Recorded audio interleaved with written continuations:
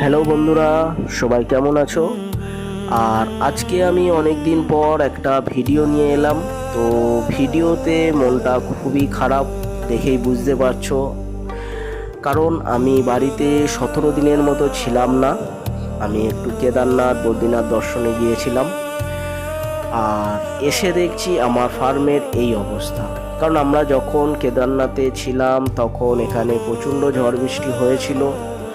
আর এসে দেখছি আমার ফার্মের এই অবস্থা। ওপরে যে আমার প্লাস্টিক কভার করা ছিল সেটা পুরো দুদিক থেকে ছিঁড়ে পড়ে গেছে। আর অনেক মাছও মারা গেছে।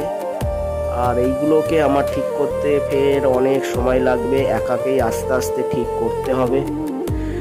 আর কিভাবে ঠিক করব বুঝে উঠতে পারছি না, কারণ এমনভাবেই ছিঁড়েছে যে কি করব কিছু বুঝে উঠতে পারছি না। তবুও চেষ্টা করব তাড়াতাড়ি